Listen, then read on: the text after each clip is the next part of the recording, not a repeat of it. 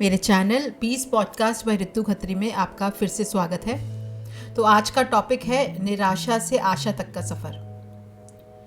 ये जीवन है, इसमें हज़ारों निराशाएं होती हैं। आप हज़ारों असफलताओं का सामना कर सकते हैं, विफलताओं का सामना कर सकते हैं। और फलस्वरूप क्या होता है, कई बार ऐसा होता है कि ये असफलताएं हम पर इस कदर हावी हो जाती हैं कि हम उसको अपने दिमाग के ऊपर बिठा देते हैं, मतलब हिम्मत हार जाते हैं, मेहनत करने से कतराने लगते हैं। कई बार तो आत्महत्या तक की सोच हमारे दिमाग पर छाने लगती है।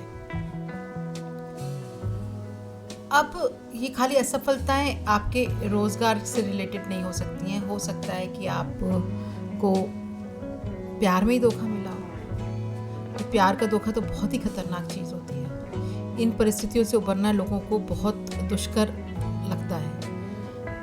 अब जैसे उदाहरण के तौर पे पहले एक बिज़नेस की बात कर लेते हैं। तो एक व्यक्ति है, मान लीजिए, उसने अपने युवावस्था में एक छोटे से बिज़नेस की शुरुआत की, तो उसको सफलता हासिल नहीं हुई। उसने फिर से शुरुआत की एक और नया बिज़नेस, वहाँ पे भी असफल रहा। कोई भी कारण हो सकता है। अब उसे क्या करना चाहिए?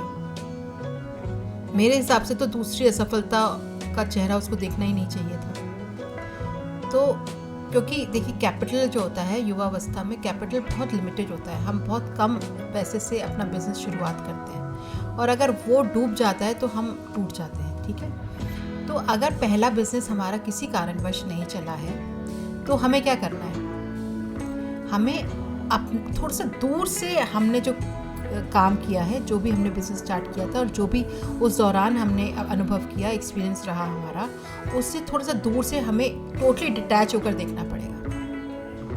हमें परखना होगा कि आखिरकार कमी क्या रह गई। लोगों की जो व्यूज़ हैं उनके ऊपर उनका ध्यान भी रखना पड़ेगा। कुछ आलोचनाएं भी हो सकती हैं, तो उन आलोचनाओं पर काम करना होगा, जिससे कि हम अपने आप में सुधार कर पाएँ। और इससे क्या होगा, इससे नए बिजनेस में किसी भी प्रकार की असुविधा नहीं होगी, या होगी तो वो असुविधा पहले वाली असुविधा नहीं होगी, कुछ नई होगी जिसे हमें फिर से करेक्ट करना पड़ेगा। तो अब सारे करेक्शंस के साथ में हमारा नेक्स्ट बिजनेस लॉन्च होगा।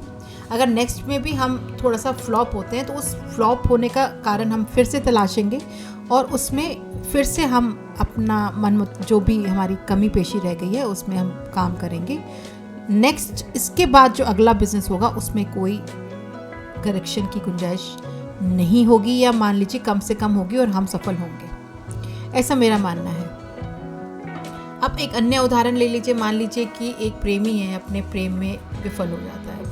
पहले प्रेम में विफल होना कोई बड़ी बात नहीं है, क्योंकि वो प्रेम जनरली होता भी नहीं है, महज एक अट्रैक्शन होता है। तो ठीक है, वो थोड़ा सा उसको 1-2 दिन लगता है, फिर वो सीख जाता है। ऐसे में दूसरी बार भी कई बार मुँह की खानी पड़ती है, तीसरी बार भी खानी पड़ती है। तो करना क्या चाहिए? एक्चुअली अपनी गलतियों से सीखना चाहिए कि आपको मनचाहा अगर साथी पाना है तो पहले अपने आप में जहाँ पे सुधार की गुंजाइश है वहाँ सुधार लें।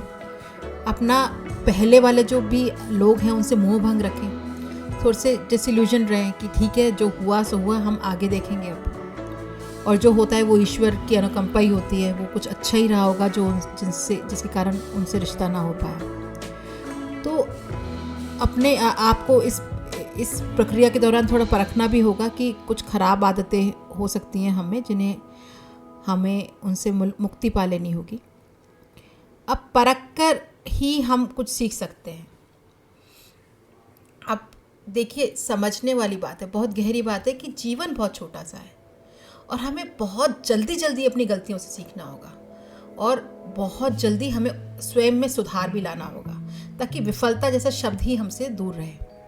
अगर हम सबक नहीं सीखेंगे तो बहुत ही जल्दी हमारे बाल तो सफ़ेद हो चुके होंगे, लेकिन सफलता हमसे तब भी कोसों दूर होगी। तो हिम्मत ना हारें, सीखें, सुधार लाएं।